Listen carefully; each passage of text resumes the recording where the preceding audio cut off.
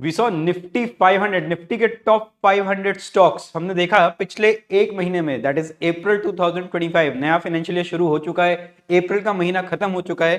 अप्रैल का महीना काफी अच्छा गया है, 3.5% का रिटर्न आ गया है आफ्टर मेकिंग अ लो। आप देखोगे यहाँ पे निफ्टी 500 ने लो बनाया था 20,000 का और इस सीधे जंप मार के ऑलमोस्ट 22,000, 10% की स्ट्रेट रैली दे दी थी after the tariff trade war जो शुरू हुई ट्रम्प यूएस की तरफ से।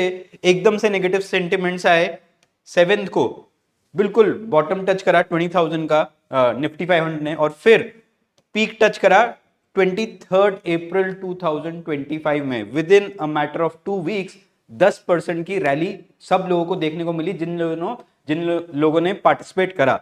Now we are going to talk about the month of May. आज की तारीख 2 मई है, that's the first working day. कल छुट्टी थी first because of Labour Day. तो क्या मई का डेटा क्या दिखाता है उसके बारे में थोड़ा सा चर्चा करते हैं। तो there is something called as seasonality chart. So we are talking about Nifty 500 patterns. यहां पे हम देखेंगे मई के महीने में इन द लास्ट 10 ईयर्स, अगर 2015 से देखेंगे 1 2 3 4 5 6, there have been 7 years in the last 10 years। 2014-15 से आप देखोगे 7 times Nifty 500 has given positive returns in the month of May, and there have been 3 instances in the year 2018, 2020 and 2022 जहां पे negative month close हुआ हो। तो कहने का मतलब यह है कि सीजनैलिटी चार्ट ये हिंट देती है कि मई का जनरली महीना थोड़ा सा पॉजिटिव जा सकता है। ऐसे ही अप्रैल का महीने में हमने आपको बताया था कि अप्रैल का महीना भी जनरली पॉजिटिव जाता है एंड गया। While this is no guarantee, we are just talking about the seasonality chart. उसके साथ साथ आप देखोगे FIIs जो फॉरेन इंस्टीट्यूशनल इन्वेस्टर्स हैं, just see their movement from April 1 से लेके 11th अप्रैल तक they were continuously sellers, and now from 15th April till date they have been continuously buying. Interest rate, already I have already got a message from my banker saying that the rate of interest for the bank which I have an account with is 2.5%, 2.75% simple rate of interest जो है। तो rate cuts हो रहे हैं। Crude oil आप देख पा रहे हो कि कहां पे था ऑलमोस्ट एक साल पहले 4 जुलाई 2024 पे ऑलमोस्ट 84 पे था डॉलर पर बैरल, और अब इट्स होवरिंग अराउंड $58 पर barrel.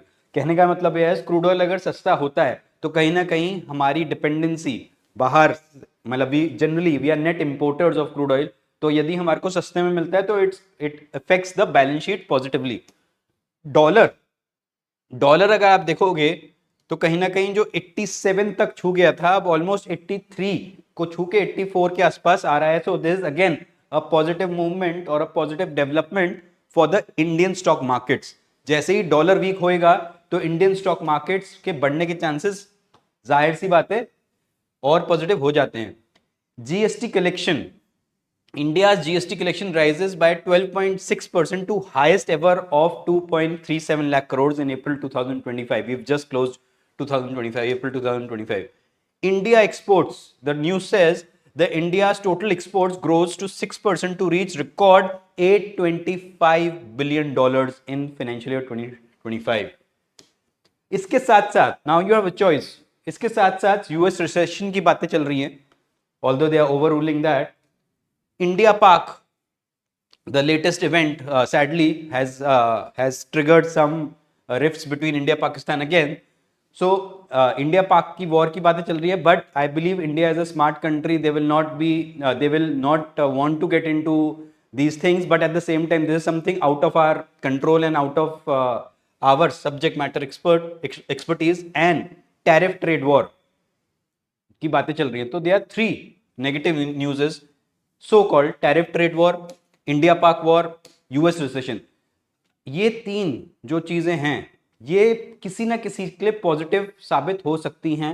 as far as us as investors are concerned, we have to concentrate on the total exports, GST collections, USD going down, crude oil going down, interest rates going down, FIIs turning net buyers, and the seasonality chart showing positive signals for the month of May. So the choice is yours as an investor कि आपको क्या करना चाहिए। Asset allocation, it's time to do asset allocation. it's time to restructure your portfolio.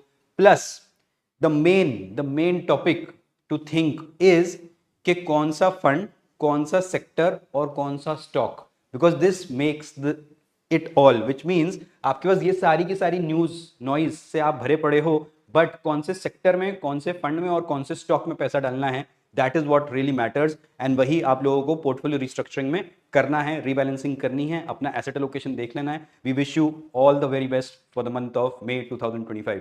Till then, नमस्कार and जय हिंद।